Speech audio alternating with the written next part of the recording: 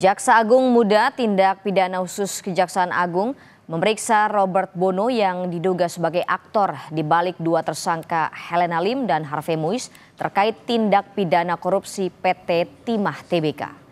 Jaksa Agung Muda Tindak Pidana Khusus Kejaksaan Agung terus menelusuri aliran dana terkait tindak pidana korupsi di kawasan izin usaha pertambangan PT Timah Tbk periode 2015-2022 yang melibatkan Crazy Rich Helena Lim dan Harvey Muiz.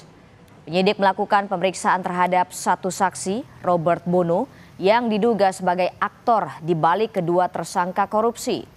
Selain pemeriksaan, Jaksa Agung Muda Tindak Pidana Khusus Kejaksaan Agung juga tengah menggeledah kediaman Harvey Muiz di kawasan Pakubuwono, Kebayoran Baru, Jakarta Selatan untuk mengumpulkan alat bukti tambahan yang mengakibatkan kerugian negara. Hari ini kami memanggil dan memeriksa saudara RBS sebagai saksi.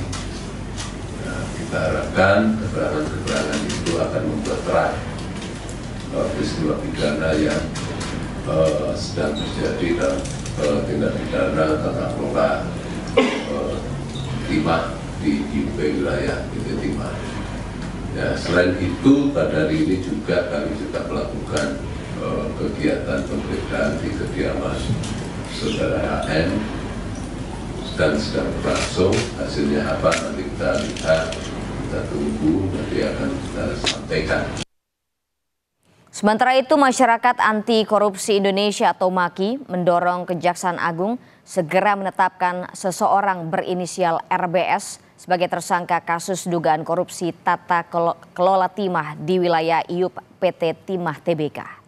Terkait hal ini, Masyarakat Anti Korupsi Indonesia mengapresiasi Kejaksaan Agung yang telah sejumlah orang yang diduga menikmati tindak pidana korupsi ini sebagai tersangka. MAKI berharap ke depan Kejaksaan Agung dapat menjerat para pelaku dengan pasal tindak pidana pencucian uang. MAKI juga mendorong Kejaksaan Agung segera menetapkan seseorang berinisial RBS sebagai tersangka dalam kasus ini.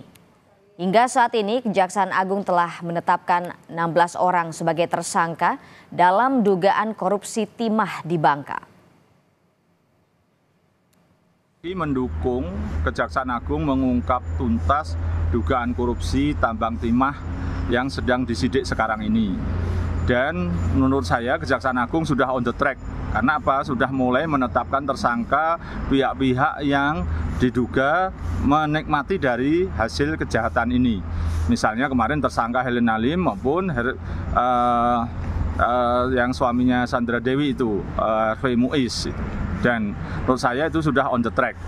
Dan saya mengharapkan kasus ini nanti juga diterapkan atau dijerat dengan pasal pencucian uang. Dan inisialnya itu adalah RBS. Dan sudah saya serahkan kepada Kejaksaan Agung dan bahkan saya lakukan somasi.